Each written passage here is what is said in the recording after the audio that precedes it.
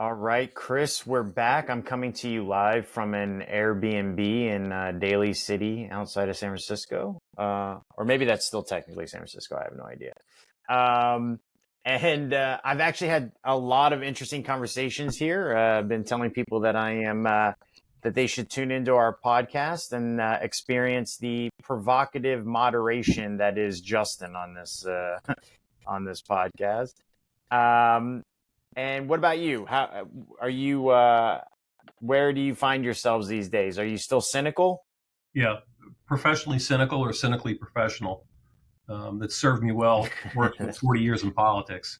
If you're really cynical, you're never disappointed.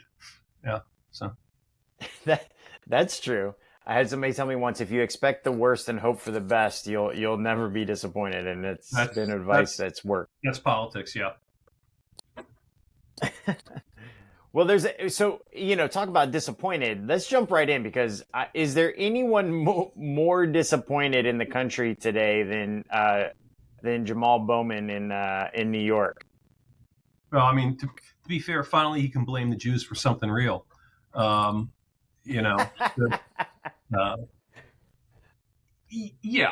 and what's really interesting, I mean, it was really kind of an interesting race. That it was always going to be a really tough seat because it was redistricted. And, so the Democrats in all, like Democrat governor, Democrat legislature, and, some kind of Democrat courts that kind of refereed parts of it. When you do redistricting, the legislatures go, who's the fucking pain in the ass we can get rid of if we have to? And it's like, it's right. That guy. And, very similar in Ohio, Dennis Kucinich, who ran for president, was a Democrat. He was the youngest mayor ever elected of Cleveland. And, when there was a redistricting process, it was like, who's the pain in the ass? That's the pain in the ass. And it's not even about being a gadfly or very liberal or very conservative. Basically, are you a jerk off or not? Well, he was. Jamaal Bowman was not well liked, and leadership had to make up shit when he was pulling, fire alarms, and it's just like you're just a generic vote for me. I don't need another pain in the ass. And so so they moved him into a very tough district, and then the opposition research people kind of came out with, all this crazy anti-Jewish and 9/11 conspiracy theories that he had, stuck up on YouTube or maybe with some Instagram stuff, and but just kind of crazy anti-Semitic kind of stuff. Then AIPAC, the Jewish lobby firm organization, gets involved and spends $1 zillion. But what was really interesting about it is that he started off 17 points down. He lost 17 points down. And it was basically that was the district he was not going to win. It was going to have to run a near perfect campaign. And instead of running that, he became more and more unhinged. And, the last weekend, it was AOC jumping around, on rallies, and him out in a T-shirt, calling people, motherfuckers. And even last night he was saying, thanks to the support from, the Bay Area or the California Muslims and the Dearborn Muslims, it was like, yeah, this is kind of why you lost, So it was interesting. It was less about, I think, the Jewish lobby. I think it's more about where the Democratic Party is. But ultimately, it became a personality thing, is that we don't want a pain in the ass to deal with. Yeah, I also think there's this. How about that for a cynical take, right? Yeah, I mean, it's cynical, but in a way, it's almost actually a little bit more aspirational or something. I mean, I'm struck by the amount of anger on the progressive far left at the loss. And what resonates with me is it feels like a lot of entitlement. Like he was entitled to win because we like him. Yeah. And that to me is way more dangerous than thinking like, oh no, you're always going to be, you're always going to have to earn it, and you're going to have to deal with the system as is. We don't have a system that prevents money from influencing elections. So don't bitch and moan about it when people use that system. Use the system for you. You know what I mean? And which you did, by the way, because you went all over the country outside of your district to get money and to get support. So don't bitch and moan when other people do it better. And it seems to me to be just such a heightened level of entitlement that you weren't supposed to lose. You're not supposed to lose. You have no right to win. You have to go out and earn every win. So for me, that's really, it's almost better to be cynical in a way where it's like, yeah, I have to convince people, and yeah, it's not a pretty business, but it is the business, right? It's the business, and yet, if you think fairness is the way politics should work, you are not long for the world of politics. There is nothing fair about it. I will say you kind of generally get what you deserve, but there is nothing fair about it. There is, it's like your favorite sports team lost on a bad bounce. Yeah, guess what it is, But again, I mean, or a bad call by the ref, right? The refs are part of the game. Yeah, but in this particular case, the die was cast not in the last 30, 60 days of the campaign. It's when it was redistricted. Right. It's when, because he didn't.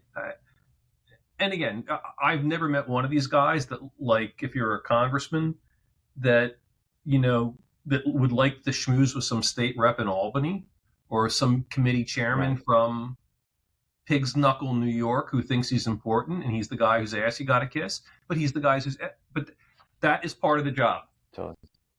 The job is not giving speeches or being on CNN or being lauded in the Atlantic. That's not the job. The job is talking to the guy from Pig Knuckle to make sure he doesn't fuck you. I mean, it's so funny that you say that. Can I ask you, have you ever seen House of Cards? I saw I've seen. I know what it is. I saw the British version. I saw a little bit of. You saw the British one. Okay. I saw the American one a little bit of. Okay. It always seemed to me that it was such a great depiction on the part of Kevin Spacey's character, because he is willing to eat shit for any small time person if it advances his overall goal. Yeah. Right. And he seems like a true politician, right?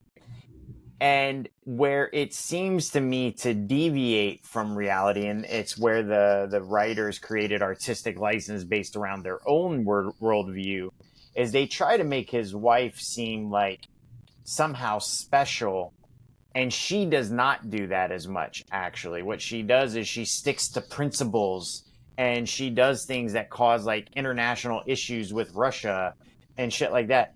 And there's a moment where she does that with Russia where he's like, no, it was a lack of discipline. It wasn't that you were principled. You just couldn't be disciplined enough to keep your fucking mouth shut.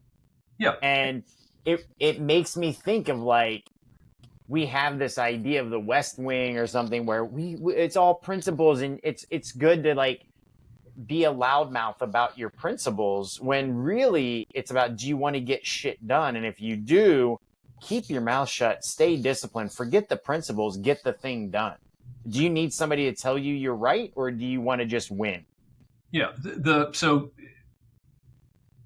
conferring with the honorable member from Pig's Knuckle, New York, you can call that whatever it is, but it's coalition building. That's what you're doing. You're building coalitions. Right. And like there are certain guys in the Senate, that were in the Senate. Like I'll take Ted Kennedy, who is the great conservative Satan, the lion of the Senate. He was very successful in the Senate because his office always gave what they call good paper.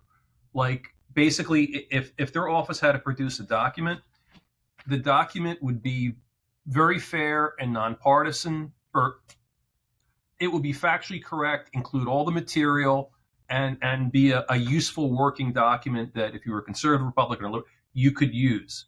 And also that when Ted Kennedy was going to fuck you, he would call you up and say, I'm going to fuck you today, or I'm going to fuck you tomorrow. And I'm going to go and, call you names on the Senate floor, or I'm going to send out a fundraiser. But like that level of detail and that level of, frankly, honesty, even though it's duplicitous, but it is honest, right. How about not honest, forthright? That's respected and liked. That's respected and liked. I worked with Kennedy a couple times on some nonpartisan projects, and he was a doll. I mean, again, this was a friggin' Kennedy. He was the line of this, and he was as easy to work with as any member I've ever had to work with, because he knew part of his job was to be agreeable and be compliant to a numbnuts like me for the half hour I got him. That was the job. And that's why he lasted, and that's why he made an impact. And that's why, while, Jamaal Bowman is going to have a little watched YouTube channel, as opposed to being a future U.S. Senator. Hey, I hear he's free. Maybe we can get him on the pod. Yeah, right. He can come out. It's interesting that you say that. I was listening to a podcast about Mitch McConnell, and in it they had, it was a multi-part podcast, and in it they had clips of him reading his audio book. And I may have shared this with you before, but the thing that struck me like a lightning bolt out of the sky was one line, and he said, some people go into politics to make a point, and some people go into politics to make a difference. Yeah. And I've consistently looked at it's changing a bit now, but for the longest time after hearing that, I looked at the political landscape and felt that Democrats are trying to make too many points rather than making a difference. They need to be right rather than win, and I don't get that. Arlen Specter, who was my client for many years, was always, he's a flip-flopper, he's too liberal, he's too conservative, we're always primary. He had, he was a 5-term U.S. Senator, and every election was close, except for one. Primary in general. They were always hot messes. But the reason he survived is because no matter which of Pennsylvania's 57 counties, or 59 counties, whatever it is, he knew somebody in there, and somebody he had found a Social Security check, gotten a grant, gotten to this, had a bridge, had a dam. And it's like, and so he could survive because there was this well of good service, and there was this well of good faith that this guy is ultimately on our side.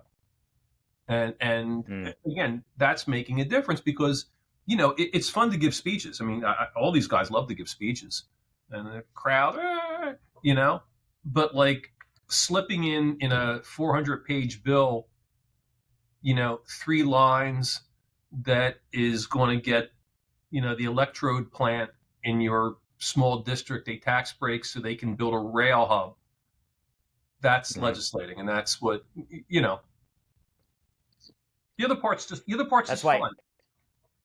That's why every fucking thing in West Virginia is called Bird. Yeah, exactly. I mean, there's a podcast blogger, and what the hell is it? Stephen Miller, and he has this wonderful phrase where he talks about the AOCs, the Marjorie Taylor Greens. He says they all hate their jobs.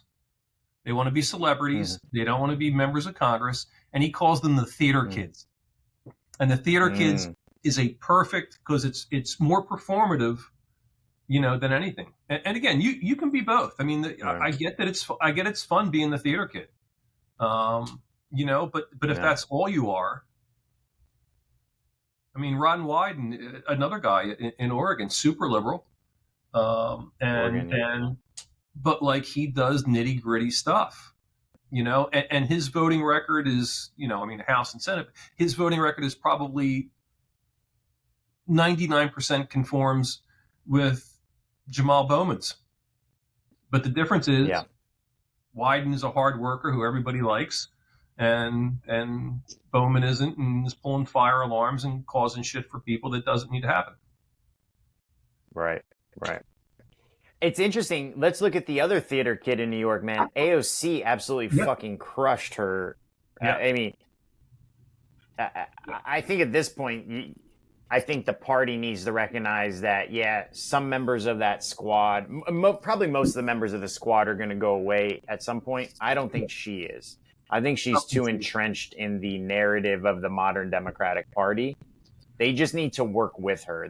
Don't run anybody against her, protect her, give her some shit. And honestly, it benefits the party to have voices on the left because, as you've pointed out, I think very astutely, they've lost the and if you look at the response to Bowman, the on the kind of the influencer side, like the Briannas of the world and stuff like that are posting on X, the Democrats have lost the idea that they represent working class people.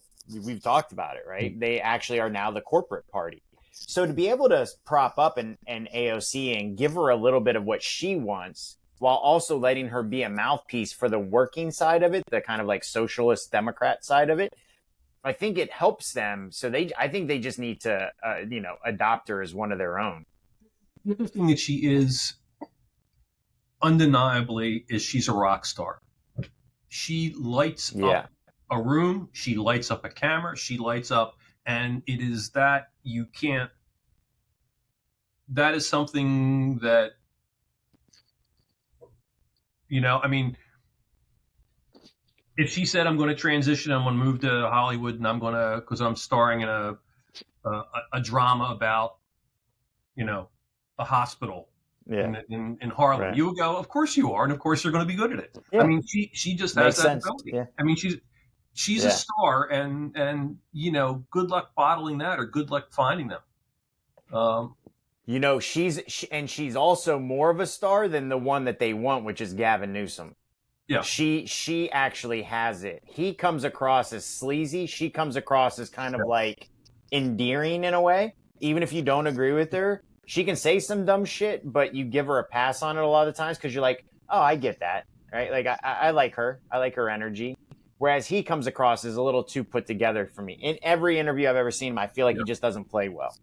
Yeah, no, I agree. I mean, it's the theory of Gavin Newsom, and he's kind of boxed. I mean, I thought he should have run against Biden in the primary because he got nowhere to go right now.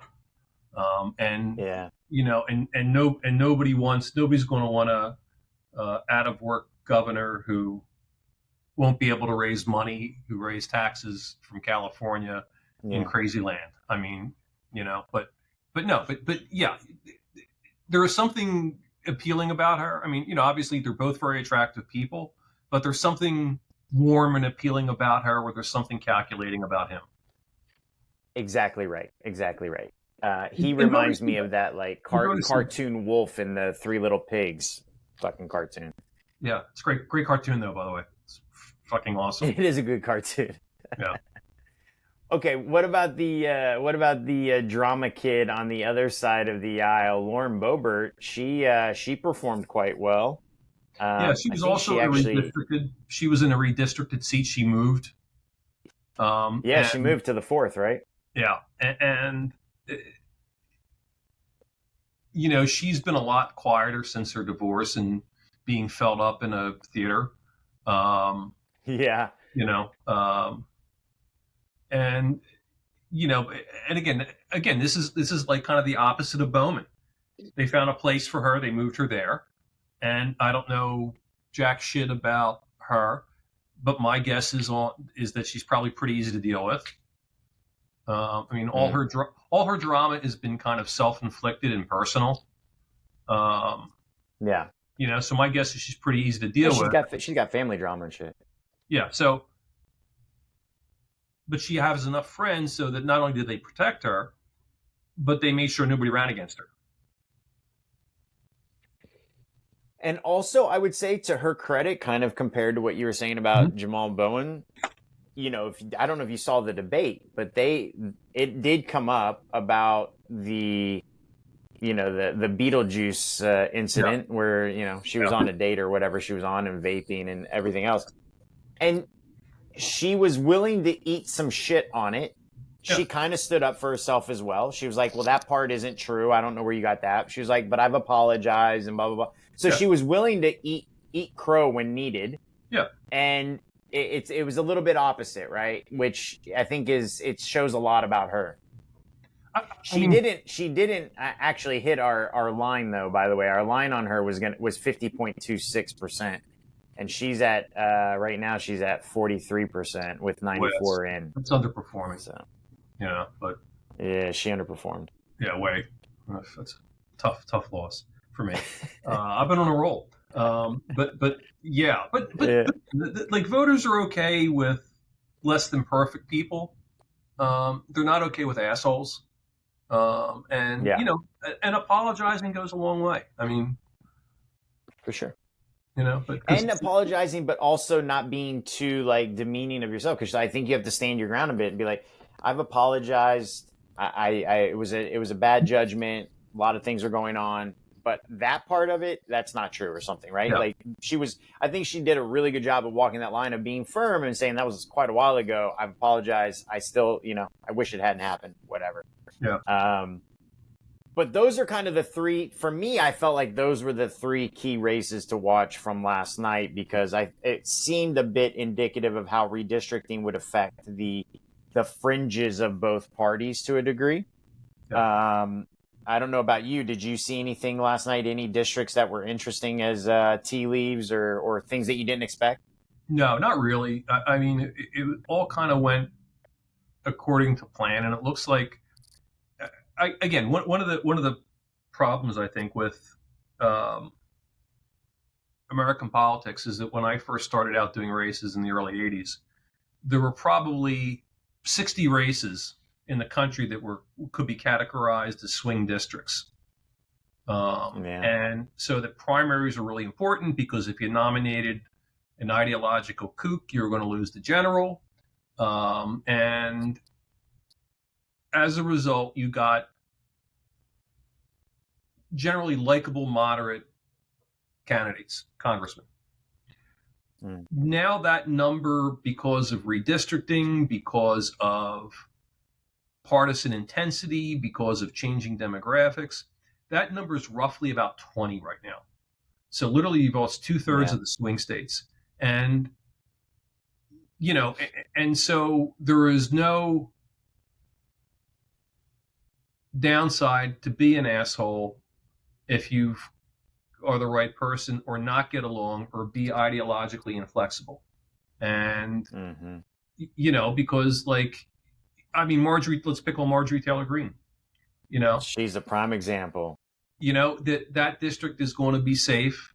If Christ came down from the cross and ran against her in that district, she's winning the primary.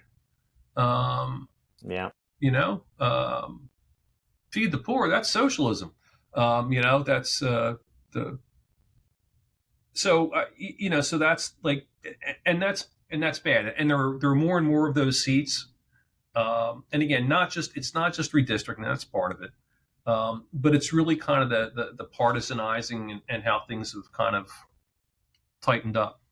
And I also think, because, I am something of an optimist and a bit of a romantic, I think this too shall pass.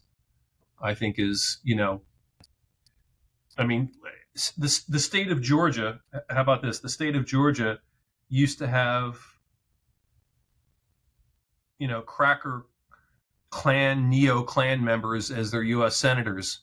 And now they've got a black minister and a single Jewish man who may or may not be gay. Right? I mean, that's always the rule. Who cares? But I'm just saying, but it's we have come quite far. Yeah. And so all this stuff changes, and it happens. I mean, one of my kind of things that I will say ad nauseum is that when you look at U.S. history, so I'm reading a book called The Lincoln Miracle, and basically, I actually have it. You mentioned I put it up here. So the famous story about in a argument about slavery on the floor of Congress. The guy from Georgia, I believe it's from Georgia, or sorry, Carolinas, almost beat to death a congressman from Massachusetts with his cane. Yeah, Literally, right. Literally the cane then in the South, they would sell the canes in replicas of the canes, so that would be Wow. like, Right. so that kind of savagery. But all this stuff changes and it goes around. So it's not necessarily less civil. It's just a different country. But for most of the 200 plus years we've been a republic, politics has been an absolute shit show. And the more you look at it, you go like, how could this not be? I mean, people forget bombings of the U.S. Capitol and the crazy stuff. And there was a case of gunmen in the gallery shooting at both spectators and congressmen. And like, that's this country. And from post World War II to, roughly 2008, 2010, we were a very, very stable country. And you had Democrats were the slightly left of center, pro-working man labor, and Republicans were the slightly right of center, pro-big business, pro-Wall Street. And that's and it was an easy thing to do. And that's not, but that was the anomaly. And if you're my age, wishing to go back to the good old days, not going to happen. This is the way the country is, and you have to ride it out. Which is a pretty nice segue to the debate coming up, right? It is a really good segue to the debate. I'm actually, I'm going to a bar in the Mission. They're having a San Francisco Democrats watch party. I'm going to buy beers for anybody that enters our debate contest, which we currently open. We have a debate contest. Question number 1. Will Biden refer to, I think I may have shared this last week. Will Biden refer to Trump as a felon over or under 6.5 times? So, I'm taking the over. I'm taking the over. I think that's a sucker bet. Okay. All right. Part of me thinks that there's a risk of doing it too much because unless his advisors are completely tone deaf, the majority of the country, when polled, don't care about the convictions that he got. Mm-hmm. So you are continually harping on something that they're already past. I think there's a balance. You could do it a couple of times. But I think if he goes over 6 times and he just keeps saying it, I think it's going to feel like you got nothing, man. It's interesting. We've talked about this before. I've not been able to figure out why. The same will not hold true for Trump and Hunter. I feel like he could say Hunter Biden 1,000,000 times and it would not cost him a vote. I don't know that it would get him a vote, but I don't think it would cost him a vote. Whereas in the reverse, if Biden keeps going about the felony stuff, it will cost him a vote. Because I think 2 things. I think you've got a country in the wrong track, and you don't want the guy in charge being a sideshow. But more importantly, I think, is that Biden's appeal and among the reasons people voted for him, was that he was going to return to norms, and he was this avuncular grandfather guy, and when Biden does that, he is very appealing. When he does angry, what I call the get off my lawn stuff, the guy throwing up the window and yelling at the kids, stop making so much noise, you damn kids, these people are fast. You like that, you kind of go, oh my God. On the other hand, the insult the comic dog thing, that is Trump. That's his persona, and that's always been it. So it's kind of baked into him. It's funny that I think you're right, but I think we have to ask ourselves, what is it that we actually want from our leaders if we can sit here and freely admit that the comic dog, the insult dog, is baked into one of our candidates, and the other guy we expect to be a decent human being. And you're going to judge them not based on who they are, but how far they deviate from what you expect. Right. What is our problem? it's funny because actually on what I wanted to cover today, I think there may be a Trump derangement syndrome. There may be. I can admit that there may be. I do 100% believe that there is a Biden derangement syndrome. And the reason I think that is because I've seen recently, and today there was a post by Jimmy Dore, who's a comedian guy. The UN brought in the first group of peacekeeping police from Kenya into Haiti. And he posted, these are, this is a paraphrase, but these are the people known as death squads in Kenya that the Biden administration is funding and bringing into Haiti to keep poor and blah, blah, blah, blah, blah. And it strikes me that it's the same if you talk on the right, any Republican, any Trump supporter. Biden is simultaneously the head of a crime family, the worst human ever. He orchestrated a takeover and illegal votes and all these things, but he's also completely gone in the mind. And I truly believe that there is a Biden derangement syndrome. He's the devil and also just completely senile at the same time. I don't know what your take on that is, but as we go into the debates, if you have expectations, it's going to color who wins and who loses. It's going to color those things based on your expectations. And I haven't been able to understand that. Yeah. And there are, and the Biden is the devil thing does not help Trump. That's not the comparison they want, because if you are the calculating devil, what do you know about them? It means that they're competent and they have a plan. And it benefits Trump to see Biden as losing it, as weak, as a fool. That's what helps Trump.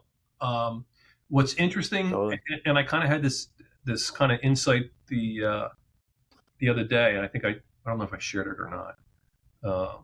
I'm getting like Biden senile. I can't remember shit. I don't think you did. Okay. If you look at public opinion polling, really important questions are, which candidate do you think can best handle, they'll say the economy, they'll say problems in the Middle East, domestic tranquility, education, women's rights.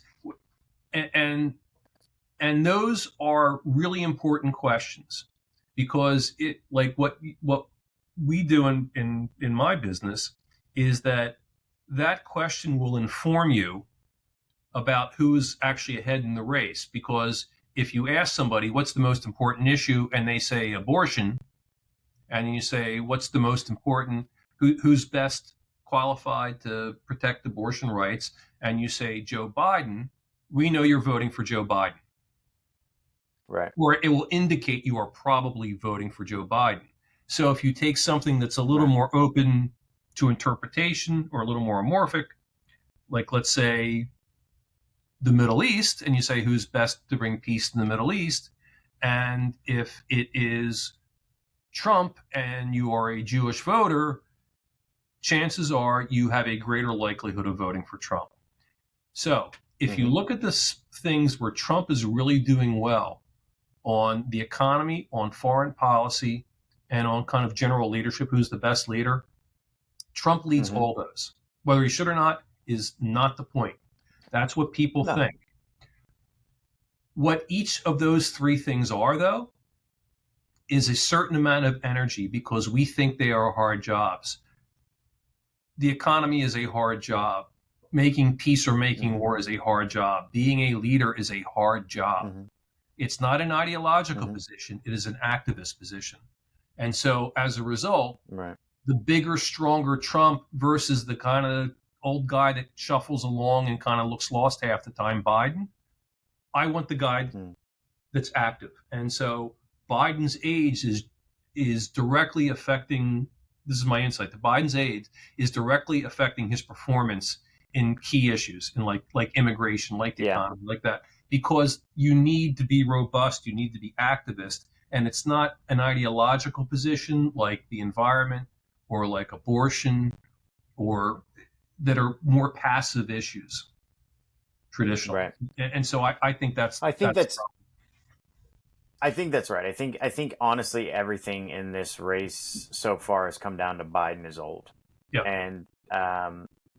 And I think you're right. I think once you start from that premise, all of the fears in your life, because ultimately, I think all humans want somebody to fix their problems for them, and when you feel like this person is too frail to fix my problems for me, as you look out at an unsure world, which the world is always unsure, by the way. This idea that it's never not unsure is fucking infantile.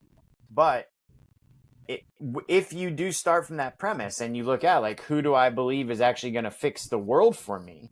It's not going to be the guy shuffling around, right? Like, you look at that and you're like, I'm on my own here. Yeah. Whether that's true or not, by the way, because Adam, I don't know if you watch Real Time with Bill Maher, but Adam Kinzinger last Saturday, I think it was last Friday, they were talking about Putin going to North Korea. And it was in the overtime session, so I guess it was on CNN as well. But they were talking about Putin going to North Korea and what that means. And they were talking about, Andrew Cuomo said something like, there really is an axis of evil now or something like that. Anyway, Adam Kinzinger said, Biden is getting blamed for our enemies teaming up together. China, Iran, and Russia, and North Korea. And he said, it used to be, Reagan said, we could have peace tomorrow. All we have to do is surrender. Mm-hmm. And I feel like it's the same thing right now. If people are like, oh, they blame Putin for Ukraine and Russia. Well, we could have peace tomorrow if you want. All we have to do is abandon what we say we stand for, and we can let Russia take Ukraine. It's a very simple proposition. And I feel like if they found a way to vocalize that or to sell that or to kind of explain that, I feel like it's a much better leg to stand on than simply, we have obligations or whatever they're doing now. But that's my position. I think the Cold War rhetoric was you can have peace, the peace of the grave, which was the... Yeah, exactly. By the way, I just had a thought about Biden and where I think that there is, I don't think it's part of derangement syndrome, which I think is a real thing. But I think it's this, I think people are angrier at him than I think they should be. And I don't mean that they think he's doing a good job. I mean, I think that they should be disappointed in the job he's done. But there's a anger below the surface, and I've been trying to figure out why that is. And it suddenly dawned on me, and this could be totally off, but if you have older parents, when my mother got older, she reached a certain point, and my mother, when she was younger, she was a fucking razor blade in terms of, intellect and tongue and grasp of things. And I mean, she was a fraud investigator for a while. So, I mean, she was that person. Wow. When she got old, I would get fucking furious with her that she would forget things or not be able to do things or not remember things. And I realized at some point how stupid it was and displaced it was. It wasn't like we had a 20-year battle, but she just mentally she couldn't do it. Physically she couldn't do it, and it would make me furious. And I think that maybe part of that is that, look, we hired you for this job and you can't do it because you're fucking old. How dare you do this? How dare you, Chris? I think that is so profound, because now that you say that, I think people are pissed at Biden because they feel like because he's old now, they're being forced to accept Trump. They don't want Trump either, but they're so angry at Biden. They're like, why couldn't you have stayed healthy for 4 more years so we weren't stuck with this other douchebag? Right. Do you know what I mean? And I mean, with your mother, I feel like there's a lot of sorrow in that. Or why didn't you get out? When you love someone and you're like, oh God, I'm so angry because I have sorrow, right? Like, yeah. Or why didn't you get out when you could have, and now we're stuck with you? And you could have. It's a little bit harder for Biden because I think he knows, or I think Yeah. Listen, I think if he had a different vice president, he would have been gone. I don't think he would have run again. Yeah, I agree. I think if he had somebody as vice president that could win against the Republicans, I think he would have been gone already. But he knows he doesn't. Val Demings. She would have been a great choice. There you go. I know you're actually a big fan of Val Demings. I remember that. Yeah, I mean, she's a badass. I got to say. And she's huge skill set. And again, I think that she wasn't the choice because she wasn't part of the DC old boys, old girls club. She wasn't socially part of them, and she didn't go to Harvard. She didn't go to Yale. She wasn't a senator. She didn't move in those circles. She didn't have a rich husband. You know, she was a beat cop who went through public college and raised a bunch of kids, and did the hard shit. And again, she didn't fit into the Washington elite profile that everybody thinks they should be. And that was a repeal, by the way. Right? Yeah. Interesting. I mean, imagine her running against Trump with the border. And her argument is, I was a cop on the beat. I know how to fight crime. And the first check. Got it. Yeah. Good. Right? Listen, it's so great that you bring up Val Demings and the border in a way. Okay, so have you seen, I just saw this on Twitter. Governor DeSantis signs 3 bills. You're going to have to tell me if this is bullshit. I don't think it is. June 27th is now Bible Day in Florida. Okay. It certifies male as the official state gender of Florida, which, by the way, I always thought it was already because it looks like a giant dick. And that hospitals can sell beer and wine. So listen, DeSantis is accomplishing a lot in Florida. I think we better keep him on the short list for the VP spot. What say you about our people in Florida? The beer and wine thing I kind of understand to a certain extent. Do you really? Are they going to send it to the people that are waiting for their liver from their? I mean, Mickey Mantle certainly would have agreed with it. Yeah. No, I guess that if you just had, mom die or something, and you want to go to the lunchroom and have a cold beer or a glass of wine, I got you. I don't expect beef. I mean, listen, I'm Irish, Italian, and German, so I'm not going to say no to, having alcohol. But the Bible thing sounds like it's your typical stupid thing that they pass as a memorial thing, and it's got no weight at all. Like, it's like the state insect or the state bird, or who fucking cares.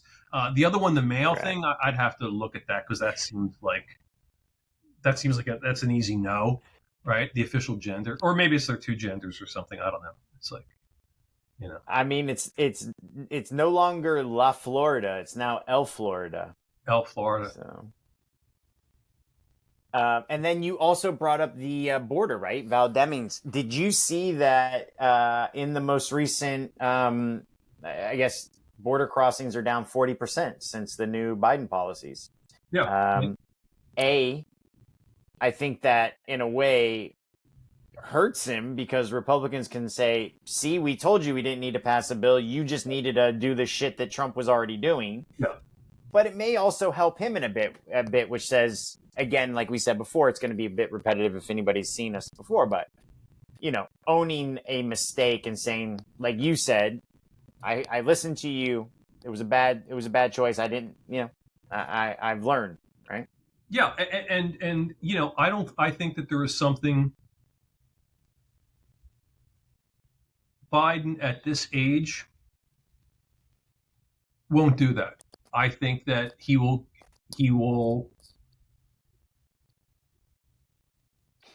if there is a decrease in the border thing because he changed policy back to Trump's, he does not accrue any benefit for that at all, because it's like, yeah, you lied and you prevaricated and you made up shit and now you just did what you're supposed to do, as opposed to saying, I was wrong, I listened to you, and I fixed it.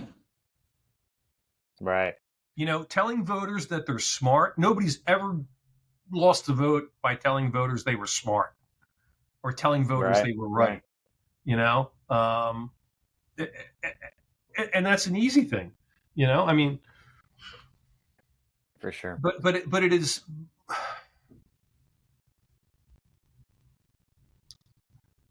But it is inconceivable to me that there is an entire generation of political operatives and policy guys and politicians that don't see the value of contrition and don't see the value of admitting that the voters were right and they were wrong, or that they made mistakes.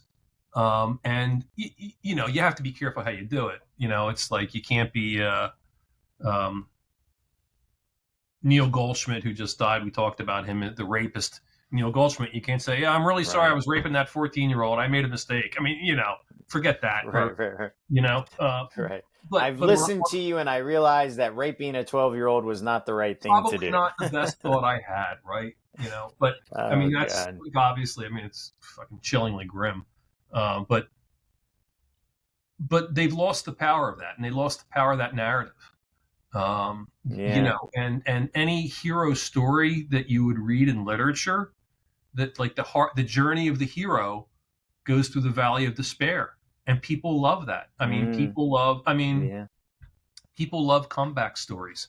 People love rehabilitation stories. I mean, I don't think there's been a celebrity who got hammered and was smoking crack with 4 hookers and drove their car into the wall that doesn't come out and is clean and is working on a good movie that we don't love. Right. Right. Right. We love that. That's another thing kind of playing against Biden here is that a Trump comeback kind of plays into our inherent nature as humans, or at least as Americans, to love a comeback story. Yeah. Guy ran. He became president out of nowhere. He defeated the Clinton machine. He loses in what may have been a very unfair election, whether or not it was intentionally unfair, but it was through COVID and all these changes, and they're allowing voting in different ways. He loses. They keep sticking it to him. He's got to go to court, and he rises up and he comes back and he takes the White House again anyway. Like, that's a great story, and we often act along great storylines. Yeah, and I think this debate will tell us a lot about the Trump campaign, because I think the Trump campaign has been incredibly disciplined. I mean, Trump going to do Trump crazy things, but it's been incredibly disciplined. Sure. It's been incredibly on message. And will debate Trump, go off and do 40 minutes of Hunter smoking crack, or will he do when I was president, or I would, or your border policy is my policy. It just took you 4 years to get to it, and we can't afford 4 more years of mistakes. I mean, that would be my thing. Are you going to undo that again in your first day of your next term? Are you going to go back the way it was? Did you do it just for the election? Yeah, there's so many ways you can hit him on that. Or is he going to do, I won the last election, they stole it from me, and I have proof. Is he going to do that kind of insanity that nobody believes? Or I'm going to pardon January 6 people? I mean, are you going to pardon January 6 people? No. Right. It's a one-word answer, and I'll tell you what. I'll tell you what also Biden can use, and it's the only, I think, policy thing that he has going for him. I mean, I actually think he has victories, but I don't think anybody cares about those victories. In the Austin American-Statesman today, there's an article, more infants have died in Texas since the abortion ban in Texas. Now, it is a damn near ban in Texas. Mm-hmm. I know it's not nationally a ban, but it's pretty close to a ban in Texas. Was it 8-week or 4-week or something? Yeah, and even then, there have been cases where there was a woman who it was like dangerous to her life. And anyway, yeah, I think it's like 4 weeks, and the health of the mother maybe doesn't even really matter all that much.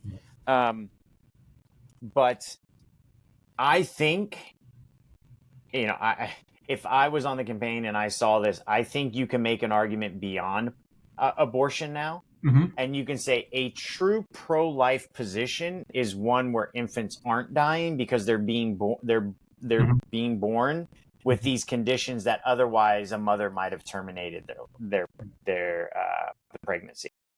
And that's a true pro-life position.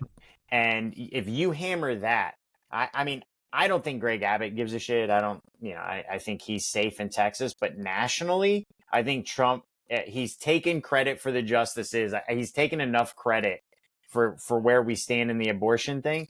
This is something now where it is, I wouldn't even make it an abortion argument anymore. I'd say you are directly responsible for more infants dying than no Democrat, right? You say Democrats are for abortion after birth, which whatever.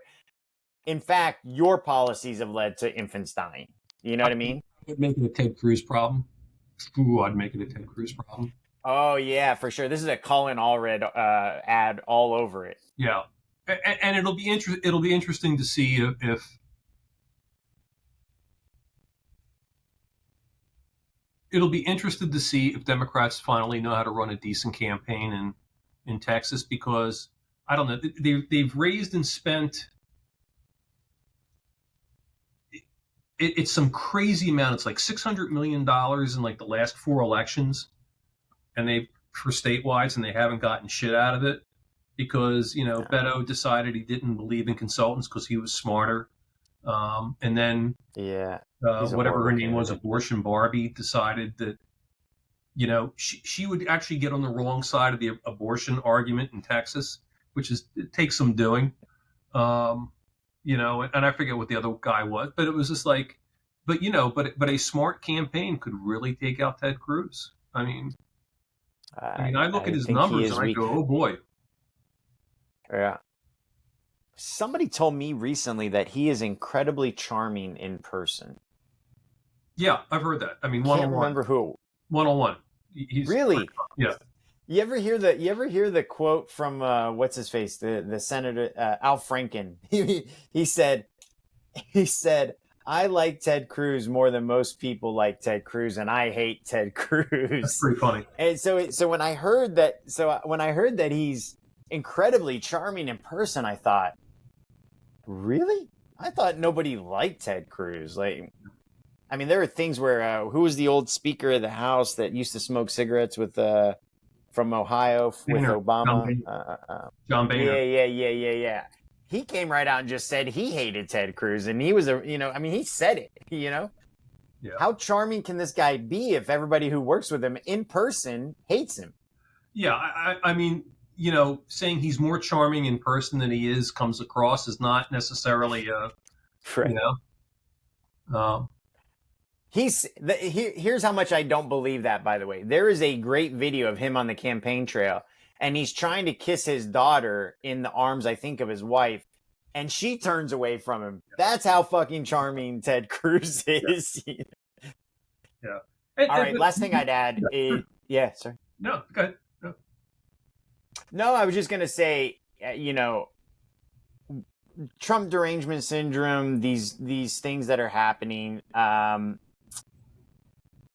I think it is a little bit of like who's actually in control of the world as it may be. And in the US, I mean, did you see that KKR, the private equity group, they bought 5,200 apartment units nationwide for about $2.1 billion or something like that. Mm-hmm. If you look at the graphs, you look at the economic data, it's the most inexpensive. It's the most expensive time ever to buy a house. People feel like they don't have a chance. Yeah.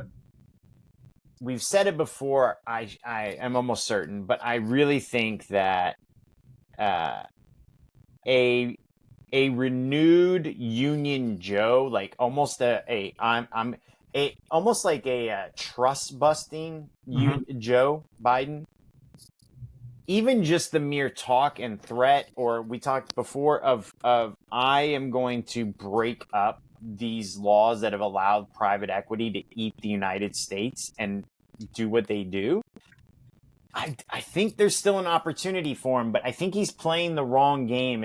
I don't think it should be about what I've done. I think it should be, here's where we started, here's where we're going, and here's what I'm doing right now to destroy the economic interests that are holding you down. Every hero needs a villain. Trump is very good at creating villains. I don't think Trump should be Biden's villain. I think that the economic monsters should be Biden's villain. What do you think? Yeah, the one of the better Biden appointees was Linda Kahn, and who's the head of the FTC, and she has been, and she is an activist for breaking up monopolies, and like politically, there's no fucking downside. I mean, there's no downside to go after billionaires who have monopolies, and in most cases are screwing the little guy. I mean, you want to go after Amazon? So I watched a movie last night on Amazon. I am paying for Amazon, right? You pay whatever the hell you're paying for it. Now I got to watch fucking ads before my movie, even though you're paying for it. I'm paying for it, and it's like, so if Joe Biden wants to tell Jeff Bezos to go fuck himself, count me in. But exactly. But you could do that, but like, and again, part of the monopoly thing goes to, housing is that, literally there is a government consortium. I mean, if you look at places that aren't building housing, these are being blocked by governments either through red tape or policy or through incompetence. And like, but attacking that stuff, 100%. there's no downside. I mean, there's none. And like to be like that, Labor Joe, break up monopolies, they're hurting us. It's a natural sluice. I mean, it's a downhill thing. And by the way, and if he doesn't watch out, Trump will do that. 100%. And funny enough, did you see Andrew Ross Sorkin on CNBC? And they were talking about how CEOs are turning away from Donald Trump. By the way, I don't know how that's possible because Donald Trump is raising a shit ton of money right now. But apparently CEOs are walking out of meetings with Donald Trump. And these are all, nobody's on the record. I don't know. It's all hearsay. So I don't even know if there's any truth to it. But it is, if there is a modicum of truth to that, and Trump saw that on CNBC, there is a chance that Trump will come out swinging against corporate CEOs in public. I've heard that in private, he's actually saying, I'm going to give you the largest tax cuts you've ever had. You're going to love me, blah, blah, blah. But in public, he might come out and say, we're going to crush all of these corporations. We're going to break them up unless they start doing price control. Blah, blah. He might start to sound like a communist and people will love him for it. Yeah. Yeah. And again, I mean, when you're going through difficult economic times, somebody saying, I'll give you relief isn't particularly credible. Somebody saying, I will fuck those people because I hate them like you do, that's credible. Yeah. Exactly. All right. I think anything else to add on your end? No, but I would advise everybody not to do a debate drinking game because with these two guys, you're going to be hammered by 20 minutes into it, you're going to be passed out. So, protect your health. All right. I'm going to ask you one question. They're going to do a focus group when this is over, right? CNN, I'm sure, will do like the average American. What was your response to the debate? It's usually between 8 and 10 participants. Mm-hmm. How many will say that Biden won? 4. You think so? If it's 8, it'll be 4, and if it's 10, it'll be 4. I'm sorry. Let's say there's 8. Actually, let's do it as a percentage. What percentage of the focus group will say Biden won? 40%. 35 to 40%. 40%. I'll say 40%. Okay. All right. That's it. Okay. So if that's the average American, how many of the CNN pundits in the immediate after show are going to say that he won? What percentage? 80. Okay. I think we know where you stand on it. All right, man. All right, Chris. We'll see you. I'll talk to you soon, brother.